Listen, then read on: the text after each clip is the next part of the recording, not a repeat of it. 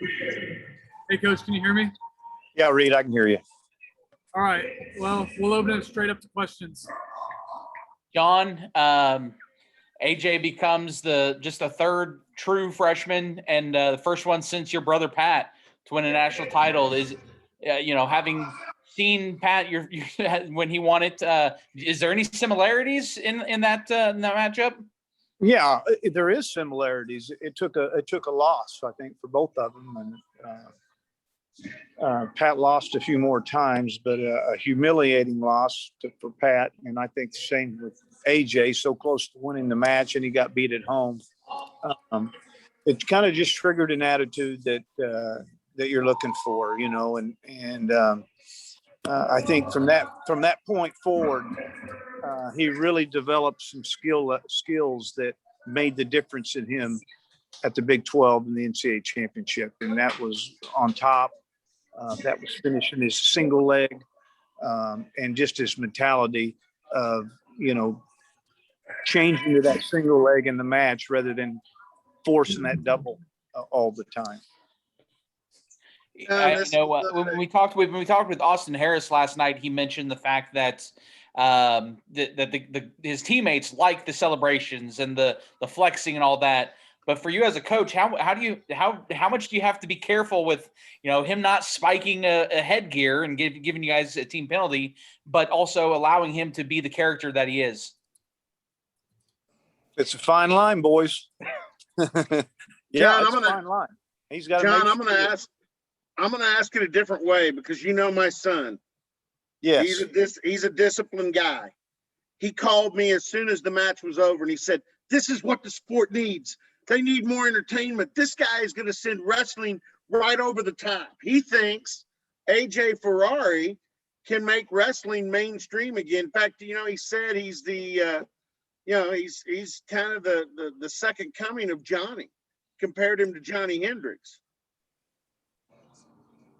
I agree with you. And I think, he does it in a playful way. I mean, he's not disrespectful to his opponents. He's not dancing around them or doing anything that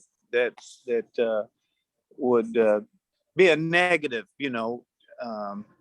I think he loves wrestling. He has fun. He's got a little fear, and he's a young guy that's got a lot of spirit about himself, and he just won an NCAA championship, and he talks a big game, and then he shows a big game, and there is though a fine line that you can't cross certain boundaries, and he and I discuss it all the time, but as you see, his interviews are electric, and he enjoys talking about what he did and what he's done.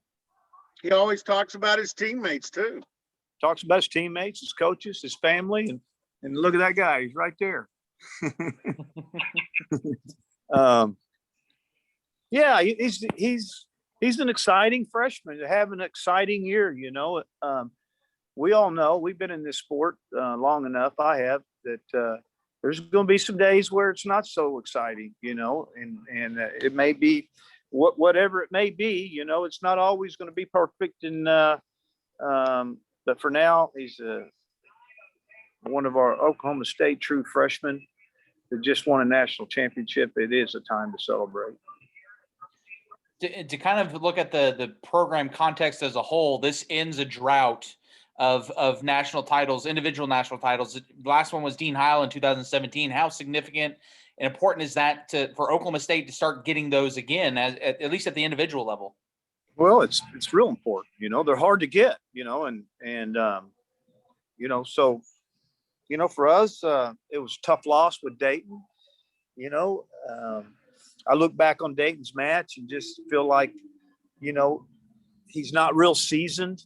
It's been almost 48 months since he wrestled at this tournament. It's 23 months before he had his first collegiate competition, and just felt like his top and bottom was a little bit behind. And there's no fault in what he did. Just maybe needed a few more battles during the year that he didn't get through our conference. The weight class didn't really offer enough battles for him to really prepare him for this tournament. I think he had a really tough semifinal and obviously a tough final match with getting ridden out in the second period. Just took a lot out of him. Talking about the day as a whole, I know you would have liked to see a few more wins back in the morning session, but ultimately, I mean, this was a team that seeding wise was only expected to have 3 All-Americans. You finished with 6 and finished third as a team. Well, it was important. I think it's important that you bring home a trophy. I think when we realized February, that we had injuries that was going to force us to have to fight, to stay alive. And for us, that's staying alive for a trophy. It didn't look good, but as you saw through the weekend, we had a lot of young men step up and perform well. And of course, there's a lot of storylines with this team here at this tournament. And most of those storylines are really good. I can't really think of a negative one. Dayton Fix, him coming back on February the 14th, I think, for the first match against OU. That was important for us. I mean, we needed a lift at that time in the season. I mean, we were beat up and we were in trouble. And having him come back and lead this team and show his leadership while he's trying to get himself ready after sitting out a full year and almost 2 full years of folk style wrestling. It's definitely our leader. He leads this team. You mentioned on Thursday that you had 6 first-time tournament participants, and you weren't sure what that meant. And now you look at it, 3 of them are first-time All-Americans. Nearly a 4th one was 1 win away from doing it as well. What does that say in your mind? Well, it gives them an opportunity to just believe that, that next year I'm a better wrestler. Whatever I did here this weekend, I expect more next year, and I think that's what you hope for. You hope for the experience, and it builds them mentally to reach deeper and for higher goals. I think everybody talks about winning a national championship, but I think sometimes when you get here, you settle for being an All-American, and that's okay for now, but it needs to be bigger. And as we saw, Iowa and Penn State, if we're going to catch those guys, then we need to bring our program up to a whole nother level. We didn't get to talk to you a whole lot last night, so I wanted to ask real quick about Wyatt and what he did. What was the emotions like for you after that when you guys knew that he likely was just going to be All-American? Because, I mean, the videos came out this morning of him basically crying into your shoulder, and it looks like you even drew him in before he tried to back up to just hold on to him a little bit longer. Yeah. Well, I asked him to do something that that I didn't know if he could do, and I basically said, you have a torn ACL. We're going to figure out how you can wrestle with it. Most people's season ends in any sport. But I noticed that his swelling went down and it looked like he had an opportunity of doing that. There's a few people that do have an opportunity following an injury like that. And he was unsure of himself, went through some bad losses and some bad experiences. I just know, if he could do this, what it could do for him mentally. And I was just hoping to complete the season, maybe at the Big 12. I didn't have expectations of him being an All-American until he got that opportunity to go to nationals. And I said, hey, we're going to go, let's go to do something. And, it was emotional for him. It was a hard year. He's had a few injuries, but, I just see a possibly a tougher guy in the future that can deal with just about anything after this experience. Well, and speaking of that, how much do you hope that the mentality of realizing you can finish as an All-American with one good ACL? Imagine what you can do next year when we get that one fixed, and because you've already established yourself that you can do it even while injured. Yes, and he got beat by 3 quality people at this tournament.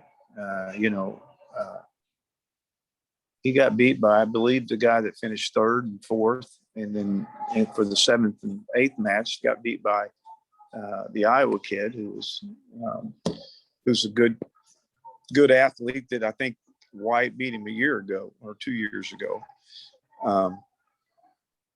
So the quality opponents that he hit while he was here was tough, even in his three matches. And let's not forget that he wrestled the number 1 ranked guy as well, who went on and placed, So there wasn't no easy route for him here. It wasn't like he fell into it. I know he got a forfeit to become an All-American, but I'm going to tell you, whoever that was, I'm not sure that the outcome wouldn't have been White Sheets winning.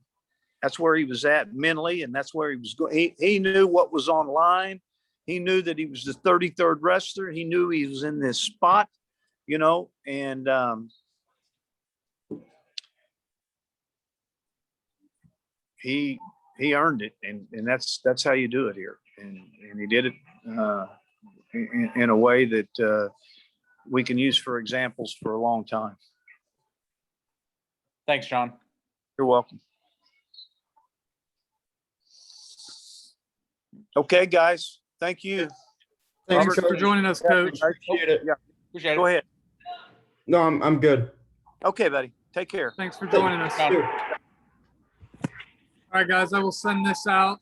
Is there anything else you need from me tonight? Think we're good. More time with AJ? Yeah, right? Maybe, Exactly. Maybe now that he's had a couple under his belt, but with his performance today, I'm not sure about it. I hope Reed, so. if you can send that NCAA AJ interview out, that'd be great. Yeah, I will. I'll send them both at the same time here pretty soon. Thank you. Awesome. Thanks, Reed. Thanks. All right, guys. Reed, Appreciate it. I appreciate everything this season. No, Absolutely. for sure. I agree. Thank you all. We'll talk to you Thank you. later. Bye. Bye, guys.